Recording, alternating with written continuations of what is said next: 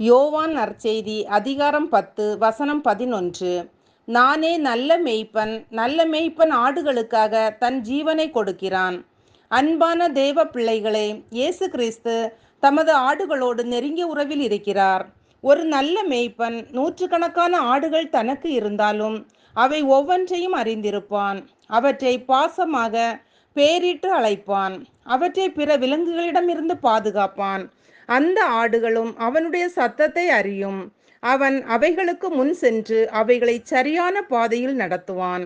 அன்பானவர்களே, இயேசு கிறிஸ்துவும் நமது நல்ல மேய்ப்பனாக வந்தார். பாவிகளாகிய நம்மை நேசித்து சாத்தானின் பிடியிலிருந்து நம்மை விடுவித்து நமக்காகவும் நம் ஒவ்வொருவருக்காகவும் தமது ஜீவனையே கொடுத்தார். இந்த உலகிலே நமக்கு ஒரு மேய்ப்பன் இருக்கிறார் என்பது நம் அனைவரையும் மகிழ்விக்கும் மிகப்பெரிய காரியம்.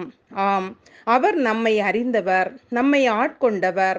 நாம் பல்வேறு சூழ்நிலைகளை கடந்து செல்லும் போது, அதாவது நாம் மரண இருளில் நடந்தாலும் அவர் நம்மோடு இருக்கிறார். நமது சத்துருக்களுக்கு முன்பாக நம்மை கனப்படுத்துகிறார். நாம் பலவீனமாகும் போது அவர் நம்மை மெதுவாக நடத்துவார். நம்மால் நடக்க முடியாத போது அவர் தம் தோளில் சுமப்பார். ஆணி வாய்ந்த அவரது கரம் நம்மை தட்டி கொடுக்கும், நம்மை தாங்கிக் கொள்ளும், நம்மை தூக்கி எடுக்கும், நம் கண்ணீரை துடைக்கும், நம்மை தாயை போல தேற்றும். அந்த அன்பு மேய்ப்பனின் சத்தம் கேட்டு அனுதினமும் அவருக்கு பின் செல்ல நம்மை அர்ப்பணிப்போம். ஜெபிப்போம். அன்பின் பரலோக பிதாவே, இந்த நாளுக்காகவும் இந்த சத்தத்தை கேட்கிற ஒவ்வொருவருக்காகவும் உமக்கு நன்றி அப்பா.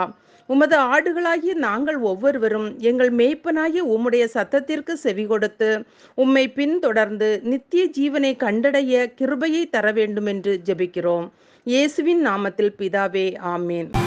ஏதும் இல்லை என்ற கவலை இல்லை, துணையாளர் என்னை விட்டு விலகவில்லை.